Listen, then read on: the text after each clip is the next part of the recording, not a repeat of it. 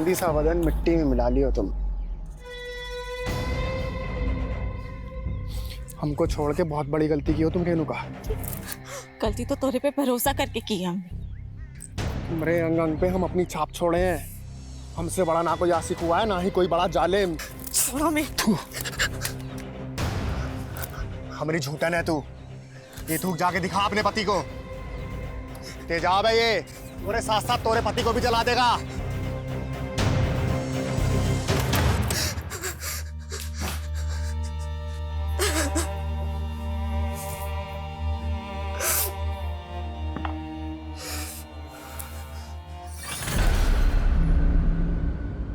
रेनू, का हाल बना रखा है यार?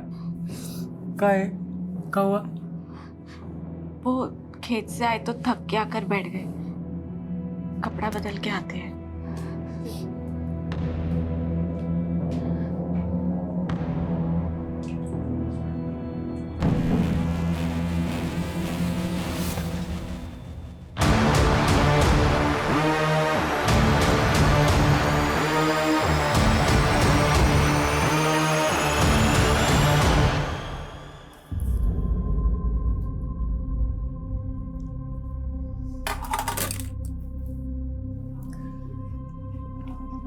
भाई वाह, कितना स्वादिष्ट खाना बनाई हो।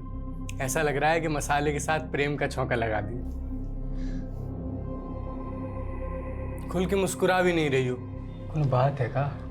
बोलो ना। राशन खत्म हो गया है। राशन? हाँ, और बनिया इस बार उधार नहीं देगा, बकाया है उसका। तुम इतना भी नहीं समझते का? मोहनवा मिला था ना, अब उसका नाम जुबान से निकल नहीं रहा है। वो हम आपको परेशान नहीं करना चाहते थे। परेशानी पहले कोनो कम है का? ऊपर से राशन, जेब में कौड़ी नहीं है। खाने पे काहे गुस्सा रहे? तो किस पे गुस्सा है? अब नहीं जाता खाना वाना हमसे। परेशान मत हो दीदी, इस बार बारिश की वजह से जो फसल बिगड़ी है उसी से हताश है भैया, और कुछ नहीं। हताश तो हम भी गए हैं जीवन से मीनू। कभी कभी मन करता है कि जहर खा के हम खुद ही मर जाएं। दीदी ऐसा मत बोलो, सब ठीक हो जाएगा। अच्छा राशन खत्म हो गया ना, हम तुम्हारे जेठ जी से कह के मंगवा देंगे। नहीं नहीं मीनू, हम कुछ कर लेंगे। अरे माना कि हम उम्र में छोटे हैं, लेकिन रिश्ते में तो हम बड़े हुए, तो अब एक जेठानी अपनी देवरानी का ख्याल भी ना रखे।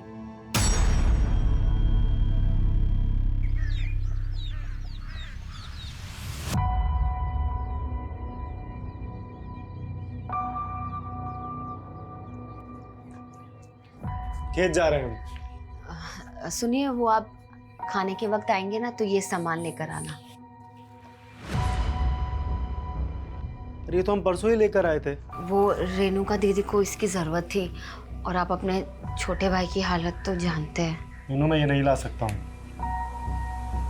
अरे अगर ये हम रेणुका के लिए लेकर आए ना तो अजय बुरा मान जाएगा, और वैसे भी तुम तो जानती हो हमें और रेणुका को लेकर पहले से ही अजय के मन में क्या चल रहा होता है। अरे कमलेश भैया, वो चौपाल पे पूरा गांव वालों को बुलाए मुखिया जी। क्या है? वो पूरा गांव वालों के नाम कोनो सामूहिक चिट्ठी आया है। सामूहिक चिट्ठी?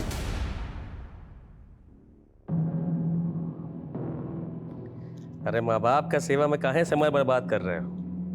विधायक हो गए हो, जनता का सेवा करो। बाबा जी हम जो भी हैं आपके ही आशीर्वाद से हैं। हमको बेटे का भी थोड़ा फर्ज निभाने दीजिए ना।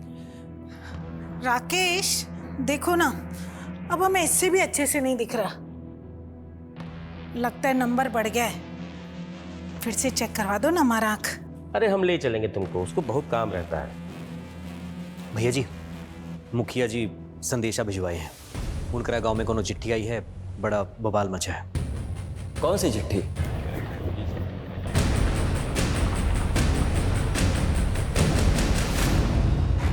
क्या हो गया मुखिया जी, क्या है उस चिट्ठी में? चिट्ठी तो पोस्ट मास्टर कालू मिश्रा के नाम लिखी है, और उसके नीचे लिखा है सामूहिक चिट्ठी। प्रिय ग्रामवासियों, जैसा कि आप जानते हैं, पिछली बरसात में बाढ़ की स्थिति पैदा हो गई थी। सबकी फसल बिगड़ गई और सबकी जिंदगी उजड़ गई। लेकिन एक उपाय है जिससे फिर से सबकी जिंदगी आबाद हो सकती है, पर उसके लिए आपको कुछ लड़कियों को कुर्बान करना पड़ेगा। क्या बात हो गई? हाँ? क्या बोले जा रहे? रुक जाइए, पहले इन्हें पढ़ने दीजिए। कल रात 12 बजे पहली लड़की को गांव की सीमा समाप्ति बोर्ड के पास छोड़ जाइए। फिर देखना अगले दिन से गांव के हालात बदलना शुरू हो जाएंगे। इसके लिए आप हर हफ्ते एक लड़की का इंतजाम कर दीजिए और बचा लीजिए गांव को, गांव का मसीहा। अरे कौन कर रहा है ऐसी मांग हमारी बहन बेटी के बारे में? अरे ये वही बाबा होगा जो बलि देना चाहता अरे था। जो भी है छोड़ेंगे नहीं उसे। देखिए देखिए सुनिए, जिसने भी हमारे साथ ये गंदा मजाक किया है उसका हम पता लगा के रहेंगे।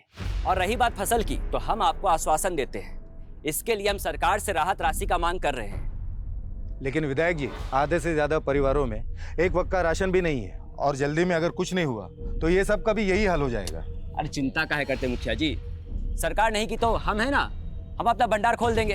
हम कल से ही सबको 5-5 किलो चावल दाल गेहूं देने का ऐलान करते हैं। तालियां! विधायक जी की जय! विधायक जी की जय! विधायक जी की जय! विधायक जी की जय!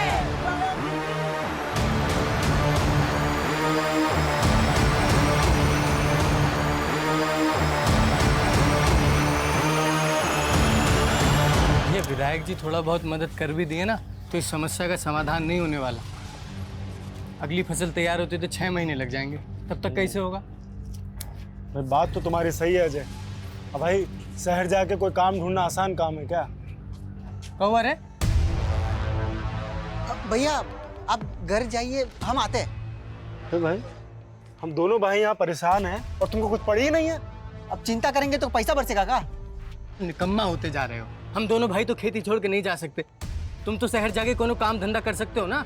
अच्छा अब हम समझे, हमें खाना देना भारी पड़ रहा है इसलिए शहर भूखा मरने भेज रहे हो ना। हम शहर नहीं जाएंगे, हम यही काम करेंगे। और यहाँ काम कौन देगा तुमको? हैं? निकम्मे? ये निकम्मा निकम्मा बोलना बंद कीजिए। जब से माँ बाबूजी गए तब से बस कोसते रहते हैं। अगर इतना ही तकलीफ है ना तो हमारा हिस्सा दे दीजिए, बस बात खत्म। ये लो हिस्सा तुम्हारा। हिस्सा चाहिए ना तुम्हें? कौन सिखा रहा तुम्हें सब? वो सर्वेसवा?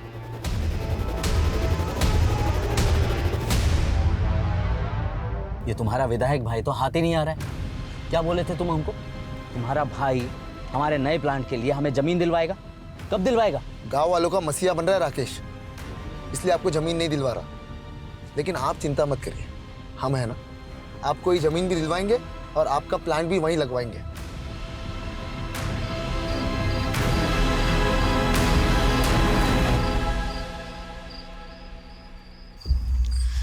इतनी रात को शौच के लिए इतना दूर जाना पड़ रहा है, ये कोई बात हुई? आहिस्ता बोल, जल्दी कर, मुझे तो बहुत डर लग रहा है।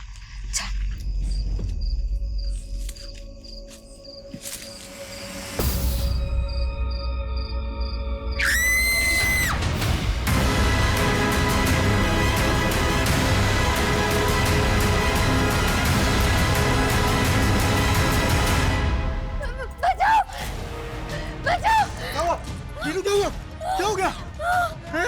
कैसे आ रहा है?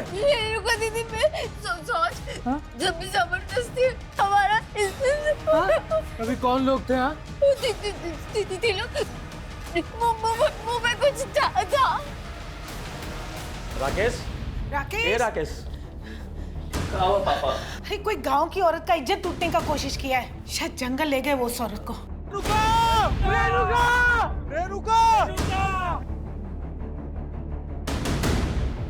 रेणुका!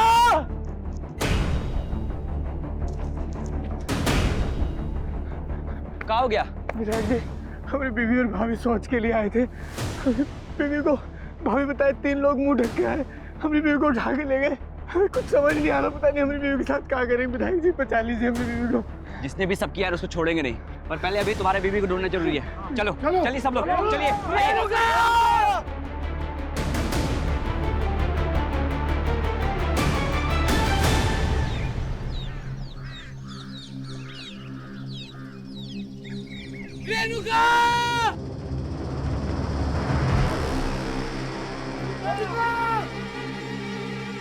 विधायक जी, और रेणुका वहां पे। चल चल चल चलो चलो आओ।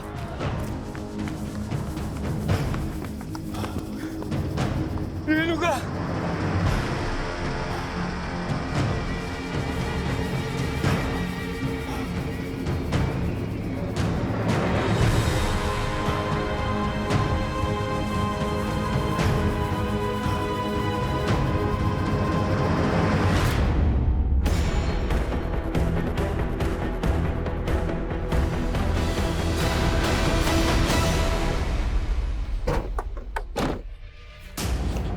पीछे हटिए, पीछे हटिए, पीछे हो जाइए। आप लोग पीछे आइए। आइए पीछे आइए।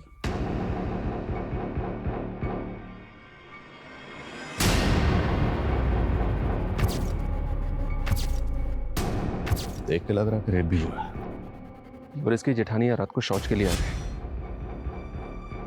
देखिए इंस्पेक्टर, सिर्फ हमारे इलाके में नहीं, ये हमारे खुद के गांव की महिला के साथ ऐसा कांड हुआ है। आप लोग जल्द से जल्द पता लगाइए कि कातिल कौन है। विधायक जी, कातिल को ढूंढना हमारा काम है, वो हम करेंगे, लेकिन उससे पहले हमें उस चश्मदीद का बयान लेना होगा जो कल रात इनके साथ थी।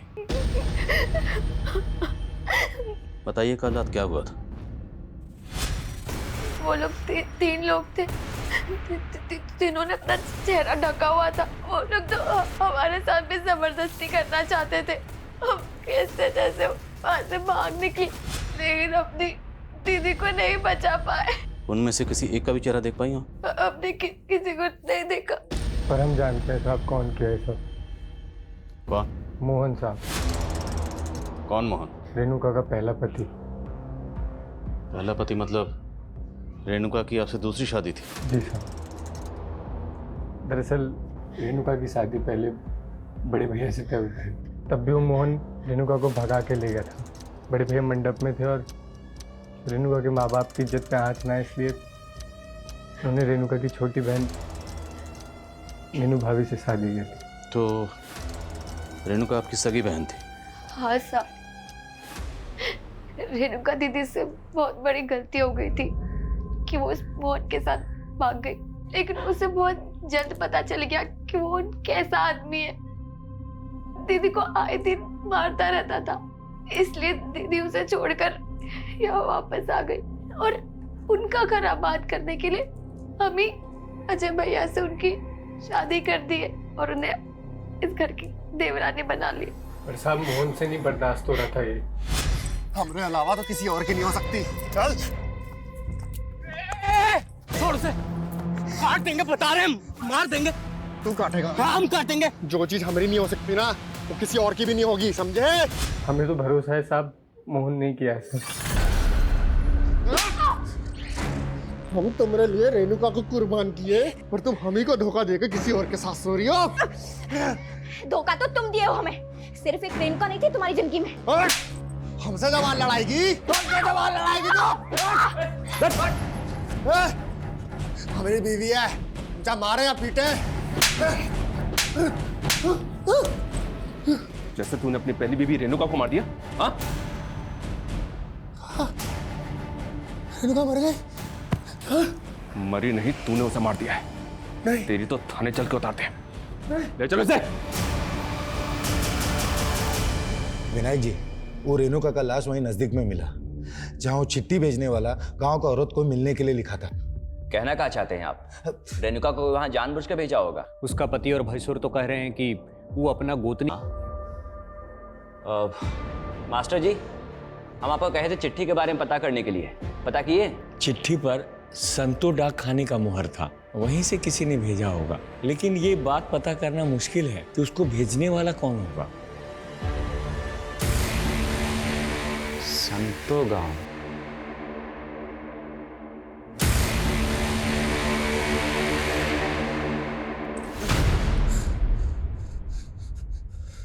रेणुका पर हमरा हक था, तो कैसे अजय के साथ बर्दाश्त कर लेते हम? पहले उसको छोड़कर दूसरी शादी कर ली और दूसरी शादी करने के बाद पहली बीवी वापस चाहिए। हाँ, चाहिए थी। रेणुका धोखा दी थी हमको, और जो हमको धोखा देता है उसको बख्शते नहीं है हम। इसलिए रेणुका को मार दिया? हाँ, मार दिया। मारने से पहले उसके साथ रेप भी किया था? हाँ, किया होंगे शायद, हम बहुत ना सहमत है। अब ये बताओ, तेरे साथ दो लोग और कौन थे? कौन दो लोग? वही दो लोग जिनके साथ मिलकर तूने रेणुका का रेप और मर्डर किया। अरे हम खुद थे अकेले। बता दो दिया सब कुछ जो बताना था। ये इसलिए मानेगा, उसको उल्टा लटकाओ और तब तक उसको उधेड़ते रहो जब तक उन दो लोगों का नाम ना बताए। कौन दो लोग? अरे कौन दो लोग? रेणुका की बहन मीनू ने बताया था कि उन पर हमला करने वाले 3 लोग थे, पर ये मोहन, ये तो अपने अलावा किसी और का नाम ही नहीं ले रहा। लगता है इस मोहन का नशा अभी तक उतरा नहीं है सर। इसकी एक बार और धुलाई होगी ना तो ये बाकी 2 नाम भी उगल देगा। हालांकि वो साफ साफ कबूल कर रहा है कि उसी ने किया, पर मुझे उसकी बात पर यकीन नहीं हो रहा। लेकिन सर उसने ये कबूल तो किया है कि रेणुका को उसी ने मारा है। हाँ, लेकिन अगर कोर्ट में जाके मुकर गया तो? उसका बयान गवाहों के बयान से मैच नहीं हुआ तो? कोर्ट में उसे पेश करने से पहले हमारे पास कंक्लूसिव एविडेंस का होना जरूरी है। सर, रेणुका की प्रिलिमिनरी पोस्टमार्टम रिपोर्ट के हिसाब से ये तो क्लियर कि उसका रेप हुआ है, लेकिन उसकी बॉडी पे कहीं भी नहीं मिले। हो सकता है कि रेपिस्ट ने कॉन्डोम यूज किया। अगर ये कांड वाकई मोहन ने किया है तो बाकी 2 लोग कौन थे जिन्हें ये बचाने की कोशिश कर रहे? सर गांव वालों से एक अजीब सी बात पता चली है। रेणुका की हत्या के कुछ दिन पहले गांव में एक चिट्ठी आई थी और सर वो चिट्ठी गांव के सभी लोगों के लिए थी। कैसी चिट्ठी? अरे विवेक, तुम कब आए शहर से? बस अभी आए भैया। तिवारी जी, ये दोबारा आपसे मिलने की जिद कर रहे थे तो हमने सोचा बुला ले। बैठो। हम चाय भिजवाते हैं।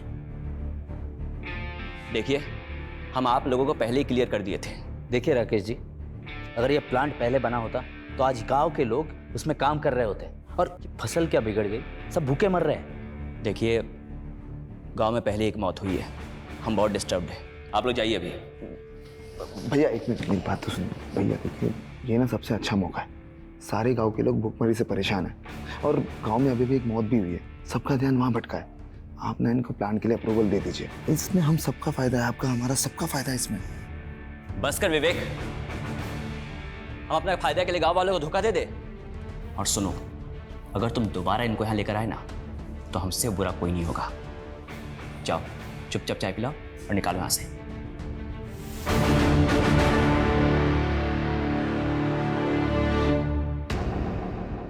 चिट्ठी लिखने वाले ने गांव की लड़कियों को कुर्बान करने की बात लिखी है और गांव की सरहद के पास जो बोर्ड है, हर हफ्ते वहां एक नई लड़की का इंतजाम करने के लिए कहा गया है। और चिट्ठी लिखने वाला खुद को गांव का मसीहा बता रहा। जहाँ रेणुका की लाश मिली वहाँ से सीमा समाप्ति का बोर्ड ज़्यादा दूर नहीं है, और लड़की को वहीं छोड़ के जाने की बात लिखी है। लेकिन साहब, हम सभी गांव वाले इस वायर शर्त के खिलाफ थे। खत कहाँ से आई? ये शांतो गांव के डाकखाने से आई थी। पता लगाने की कोशिश की पर पता नहीं चला वहाँ से किसने भेजा था। लेकिन कोई तो है जिसकी हमारे गांव की औरतों पे बुरी नजर है।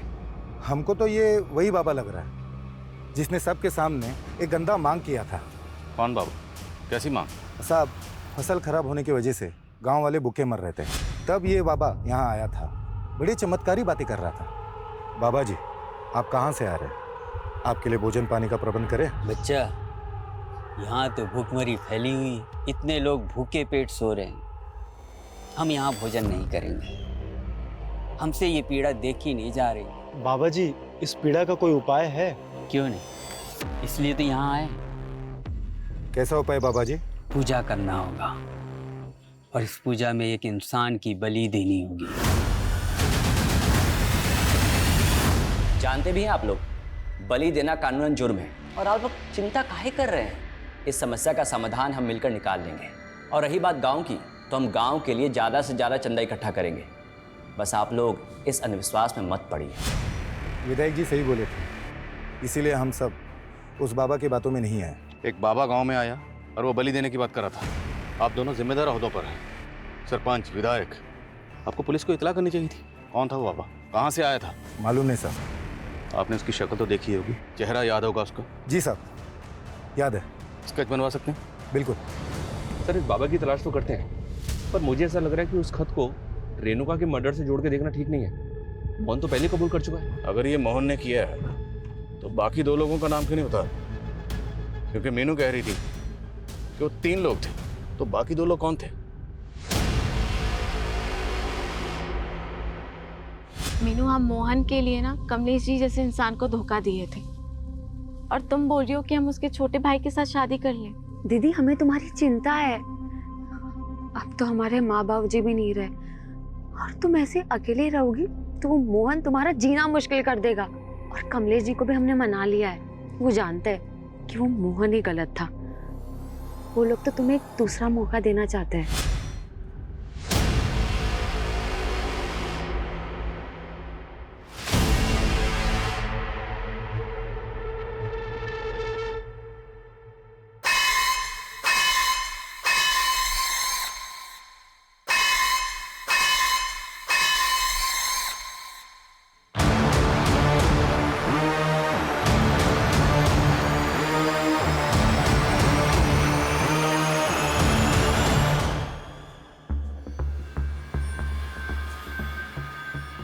ये तुम्हारा विधायक भाई तो गांव वालों के भले के अलावा कुछ सोचता ही नहीं है।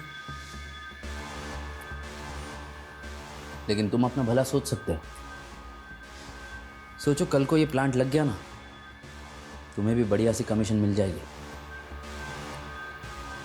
भैया मानेंगे नहीं तो होगा कैसे? हो सकता है अगर अपने भाई की जगह तुम विधायक बन जाओ, 2 महीने बाद इलेक्शन है, खड़े हो जाओ। भैया के खिलाफ हम इलेक्शन लड़ेंगे, एक दिन भी खड़े नहीं हो पाएंगे। जानते हो ना, पूरा गांव ने मसीहा मानता है। लेकिन अगर कुछ ऐसा हो जाए कि तुम्हारा भाई इलेक्शन ही ना लड़े तो फिर तो तुम्हारी जीत पक्की। राकेश भैया इलेक्शन ही ना लड़े,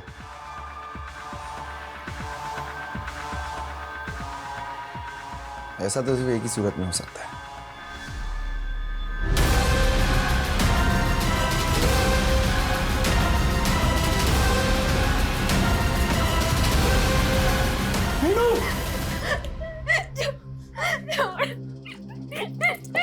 क्या कर रही हो ये?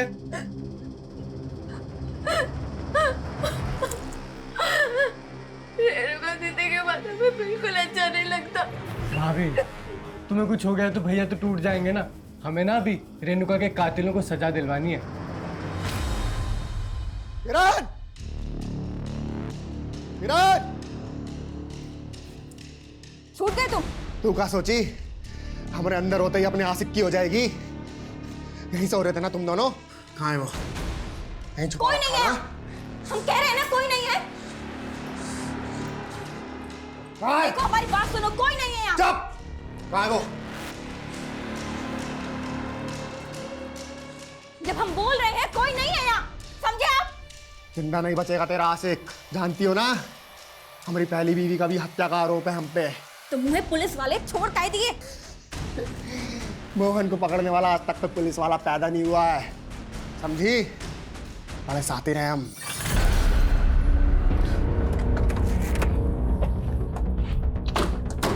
मुझे इसी बात का डर था कि कहीं कोर्ट में जाके मोहन अपने बयान से मुकर ना जाए। वही हुआ ना, मुकर गया ना। और हमारे पास कोई कंक्लूसिव एविडेंस नहीं था, इसलिए कोर्ट ने उसे जमानत दे दी। समझ में नहीं आ रहा कि इसका गेम क्या है सर। लॉकर में बोलता है कि उसने मारा है और कोर्ट में जाके मुकर जाता है। देखते हैं कब तक मुकरेगा। पता लगाओ वो 2 लोग कौन थे जिनके साथ मिलकर इसने रेणुका को मारा होगा। सर गांव वालों ने उस बाबा का स्केच बनवाया है जो चिट्ठी आने के 15 दिन पहले गांव आया था। सर मैंने इसका लुकआउट नोटिस जारी करवा दिया। पता चला चिट्ठी भेजने वाला कौन था? नहीं सर, लेकिन सर शांतो गांव से पिछले 1 महीने में 3 लड़कियां गायब हुई। सर 2 दिन पहले उनमें से एक लड़की की लाश मिली, सीमा। सर रेणुका की तरह इसका भी रेप हुआ है।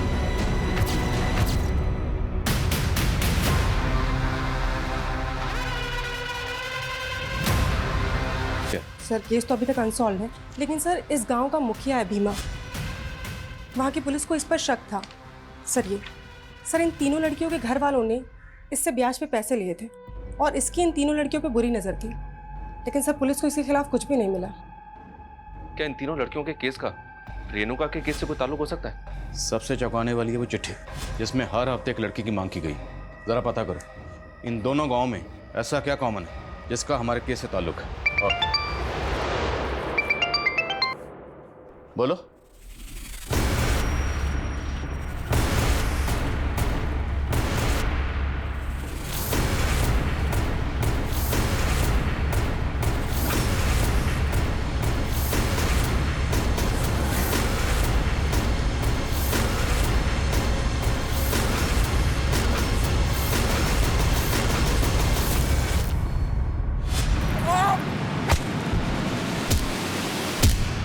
ऐसा कौन होगा जिसने एक विधायक को मार के फेंक दिया?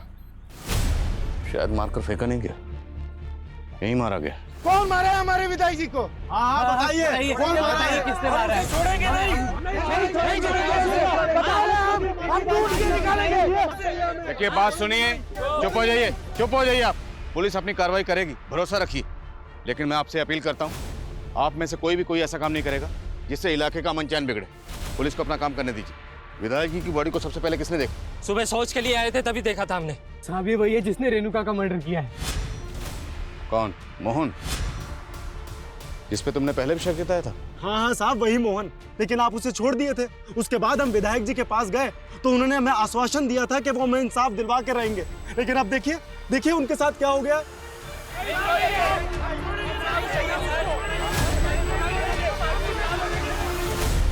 संभालिए अपने। हम समझते हैं आप पे क्या गुजर रही है। विधायक जी की मौत से पूरे इलाके के लोग सकते में नहीं बल्कि सदमे में हैं। पर हमें विधायक जी की लाश बाहर जंगल में मिली। वो जंगल में क्यों गए थे? वहां कुछ काम था ना? वो कल माधव के साथ शहर गए थे। पापा, शहर में हमारा सिंचाई विभाग के अधिकारियों के साथ मीटिंग है। वो हम यहाँ एक नहर निकलवाना चाहते हैं ताकि बरसात का पानी ऐसे तबाही मचाने से पहले सिंचाई में काम आ जाए। शहर में देरी हो गया था तो माधव का फोन आया था। वो बोला कि अब रात को नहीं, सुबह ही लौटेंगे। और माधव कहाँ?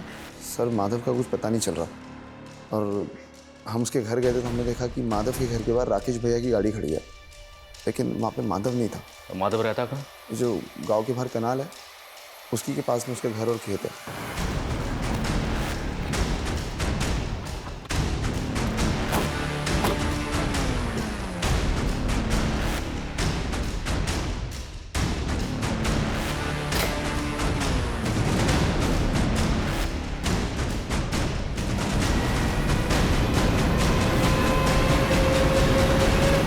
सर घर में कुछ भी सस्पिशियस तो नहीं मिला है, लेकिन विधायक जी की कार यहाँ पे खड़ी हुई है। इसका मतलब ये है कि विधायक जी रात में यहाँ जरूर आए होंगे।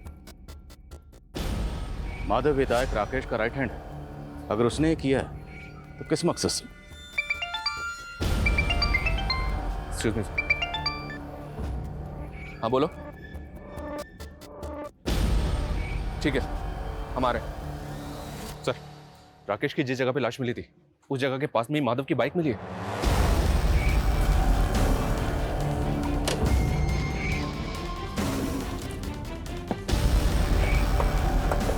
यही सर। सर ये रही बाइक, और सर बाइक पे चाबी भी लगी हुई है। तो क्या विधायक जी ने अपनी कार माधव के घर पे खड़ी की और माधव की बाइक से यहाँ पर आए, या फिर माधव उन्हें यहाँ लेके आया? और शर्मा सवाल ये है कि अगर माधव इस कांड में शामिल है तो अपनी बाइक यहाँ छोड़कर क्यों जाएगा? पूरा एरिया अच्छे से स्कैन करो।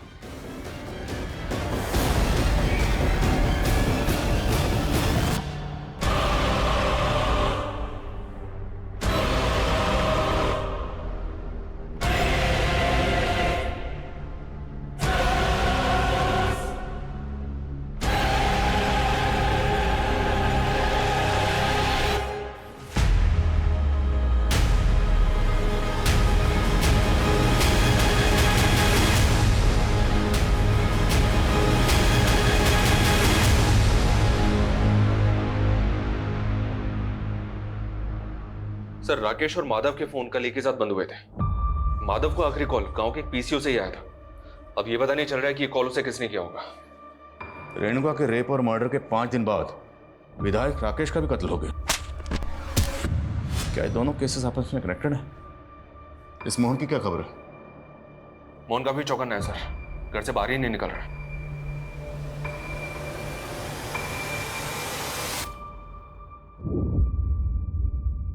नजर बनाए रखो इस पे। रेणुका मर्डर केस में ये हमारा प्राइम सस्पेक्ट है। लेकिन सर शंतो गांव जहां से चिट्ठी आई थी उसी क्षेत्र का विधायक है राकेश, और उस गांव से इसे सबसे कम वोट मिले थे। सर लोग कह रहे थे कि भीमा ने इसे वोट देने से मना किया था। और 2 महीने बाद चुनाव भी है। सर कहीं राकेश की मौत के पीछे कोई पॉलिटिकल एंगल तो नहीं? पर हमें यह नहीं भूलना चाहिए कि शंतो गांव से 3 लड़कियां गायब हुई थी, जिनमें से सीमा नाम की लड़की की लाश मिली थी। और इन तीनों केसेस का प्राइम सस्पेक्ट ये मुखिया भीमा ही है।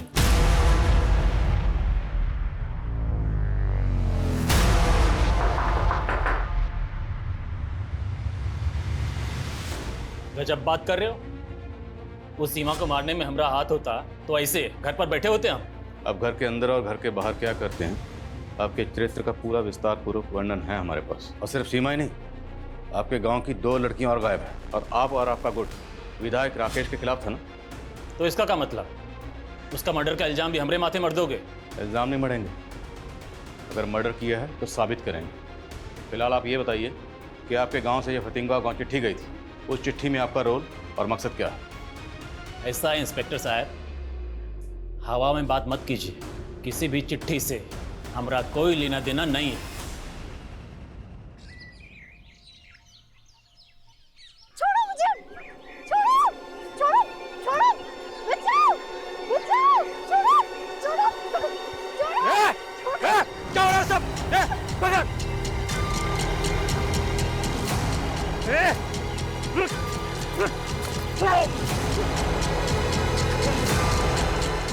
विनोद, सर्वेश, लेके चल, लेके चल।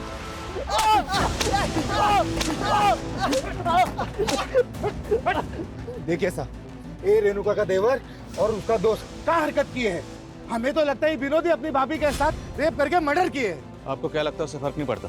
कानून को अपने हाथ में मत लीजिए। अरे आप कहाँ बोल रहे हो? हमने कुछ नहीं किया साहब, हम सच कह रहे हैं। भैया भैया प्लीज हमें बचा लीजिए, हमने कुछ नहीं किया सच में। शर्मा खोलो इन।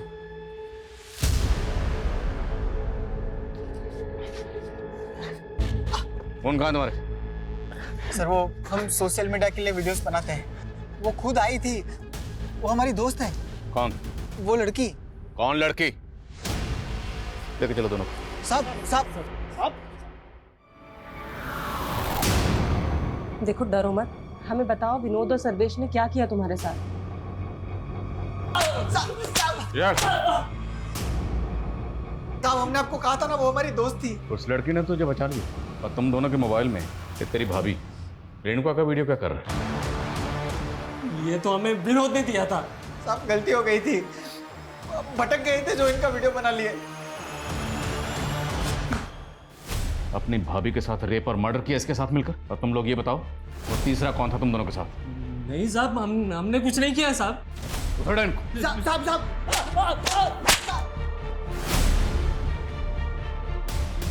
अब गलती हो गई उससे, माफ कर दीजिए, छोड़ दीजिए साहब।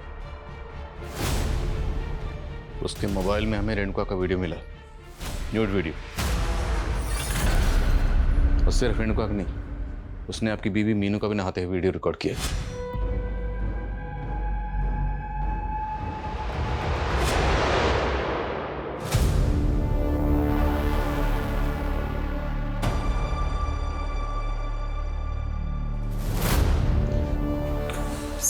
खबरियों से बाबा परंतु की लीड मिली। अरे साहब हम सन्यासी आदमी, हम क्या रेप करेंगे? भली की तो बात कर रहा था ना तुम, और वो चिट्ठी भेज के औरत की मांग भी कर रहा था। कौन सी चिट्ठी साहब? हम कुछ नहीं किए।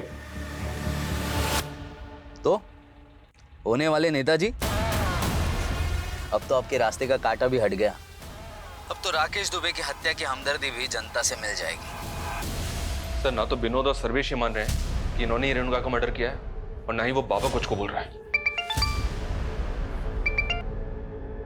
बोलो। सर माधव मिल गया है, लेकिन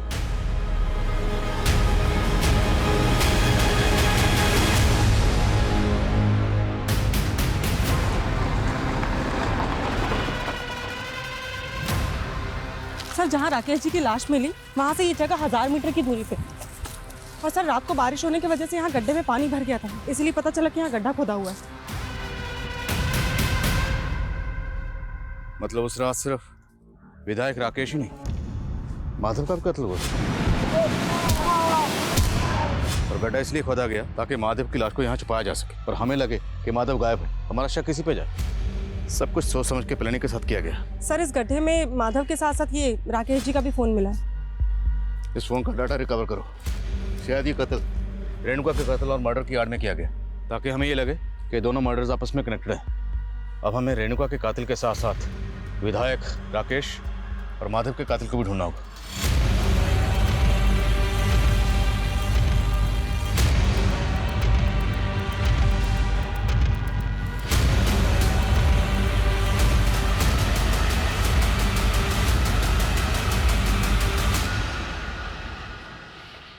सर कम इन। सर राकेश जी की डिटेल्ड पोस्टमार्टम रिपोर्ट, उनकी आंखों में लाल मिर्ची के ट्रेसेस मिले। लाल मिर्ची? जी सर, ऐसा लगता है कि पहले उनकी आंखों में लाल मिर्ची डाली गई उसके बाद उनको टॉर्चर किया गया, फिर उनके सर को पत्थर से पीट पीट के फोड़ दिया गया। और सर, माधव की प्रिलिमिनरी रिपोर्ट भी यही सजेस्ट करती है कि उसकी आंखों में लाल मिर्ची डाली गई। इतना बेरहमी से मारा है हमारे बेटे को। जिस बेरहमी से विधायक जी और माधव को मारा गया है, उससे तो ऐसा लगता है जैसे किसी ने कोई गहरी रंजिश निकाली। आप लोगों को किसी पर शक नहीं? विधायक राकेश के पेरेंट्स को भी इस बात का कोई अंदाजा नहीं है कि उनको सर हमने राकेश और माधव दोनों के फ़ोन का डेटा चेक किया सर। उसमें 2 दर्जन से ज़्यादा लड़कियों के न्यूड वीडियोस हैं और सर उन वीडियोस में इन लड़कियों के साथ कोई ज़बरदस्ती कर रहा है। कहीं ये माधव ही तो नहीं है? अगर ये वीडियो रिप्ले करो, पॉज करो, जूम करो।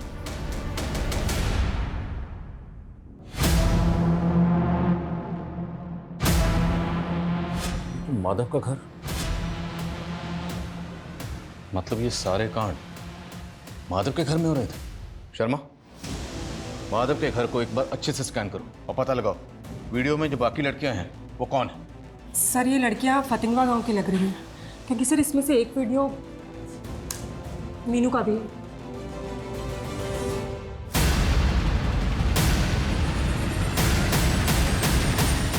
बोलिए मीनू, इस वीडियो में आपके साथ कौन है? साहब, सारी फसल खराब हो गई थी, भूखे मरने की नौबत आ गई थी। हम तो बस उसके पास मदद लेने गए थे। देखो मीनू, हम तुमको बचपन से जानते हैं, तुम हमारे साथ पढ़ी भी हो। चिंता मत करो, हम तुम्हारे पति की नौकरी शहर में लगवा देंगे। बहुत बहुत शुक्रिया विधायक जी। अरे शुक्रिया किस बात का, तुम दोस्त हो हमारी। जब हम 20 साल के थे ना, तब तुम्हारे साथ सोने का सपना देखते थे। हमारे साथ सोगी ना, सपना पूरा करोगी ना? हम तो बस मजबूरी में उसके आगे झुक गए, लेकिन उसने हमारी वीडियो बना ली ना। उसने हमारे पति को काम पर लगाया, बस हमारे मुंह पर 500 फेंक देता था। रेणुका के साथ भी ऐसा करता था? नहीं साहब, दीदी ने हमें ऐसा कुछ तो कभी नहीं बताया। रेणुका पे जिन लोगों ने हमला किया था वो 3 लोग ही थे। हाँ साहब।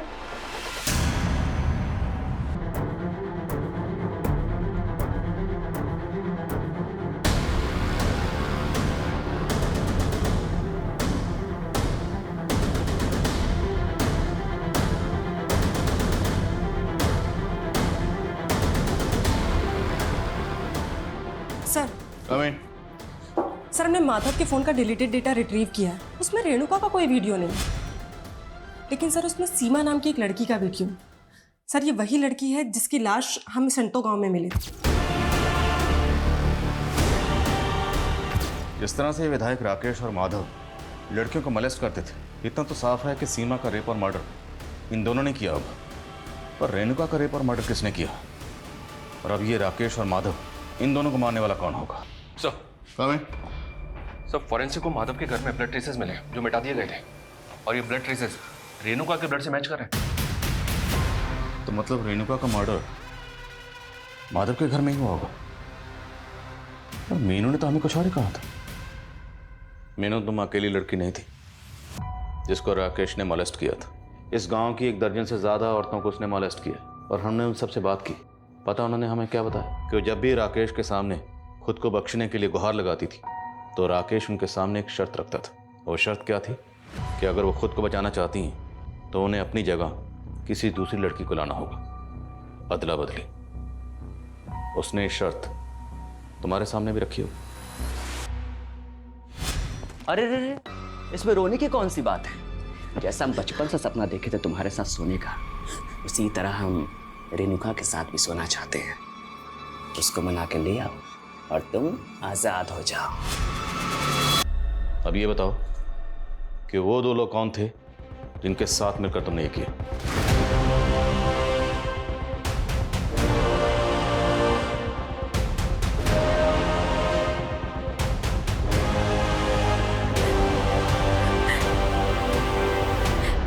साहब, उसने हमें मजबूर कर दिया था, लेकिन हम बगावत नहीं कर सकते थे क्योंकि सीमा ने बगावत की थी और उसने उसे मार दिया। सीमा ने बगावत की थी? हाँ, सीमा ने हमें खुद बोला कि वो गांव में चिट्ठी भेज उस राकेश को चेतावनी देगी कि वो राकेश ही है जो गांव को आबाद करने के लिए गांव की बहन बेटियों की मांग करता है, ताकि सारे गांव वालों को राकेश की सच्चाई समझ आए। हम रेणुका दीदी को वहां नहीं लेके जाना चाहते थे, पर हम मजबूर थे। मीनू, तुम हमें यहाँ काहे लेकर आई हो? वो नहीं लाई है, हम बुलाए हैं तुमको। जब तुम 17 साल की थी ना, तुमसे चुम्मा मांगे थे। तुम हमें यहाँ इसलिए लेकर आई हो? हम चिल्ला चिल्ला कर ना लोगों को सब बता देंगे। तू चिल्लाएगी? चल तुझे बताता हूँ। चल चल चल।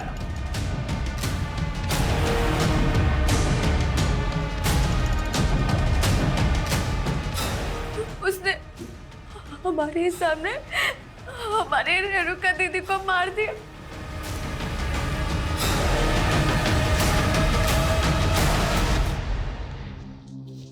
सुन, और जितना कहानी तुमको बताए हैं ना, गांव वालों को वही सब बताओगी तुम, नहीं तो तुम्हारा भी यही हश्र करेंगे। हम बहुत डर गए थे साहब, इसलिए वो 3 आदमी वाली झूठी कहानी सबको बतानी पड़ी। हम अपने पाप के बोझ तले दबते जा रहे थे। हम जीना नहीं चाहते थे। हम रेणुका के हथियारों को सजा जरूर दिलाएंगे।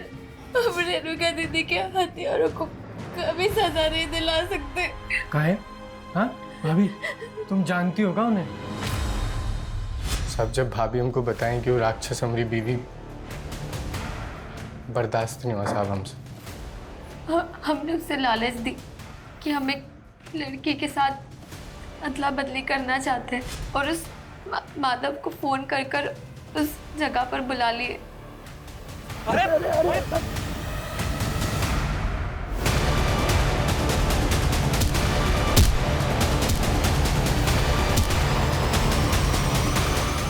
और सब माधव को हम ही काट दिए ताकि आपका शक उसी पे जाए।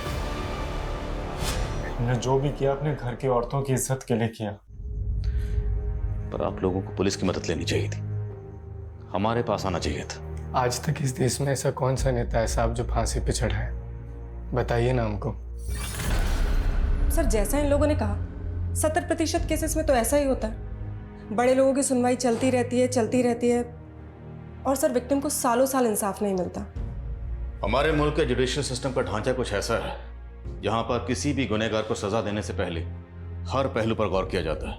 मैं मानता हूं कि कुछ केसेस में इंसाफ मिलने में देर होती है, पर इसका मतलब ये नहीं कोई कानून को अपने हाथ में ले। कानून ये हक किसी को नहीं देता। इंसाफ मिलने में देर भले ही हो जाए, पर देर सवेर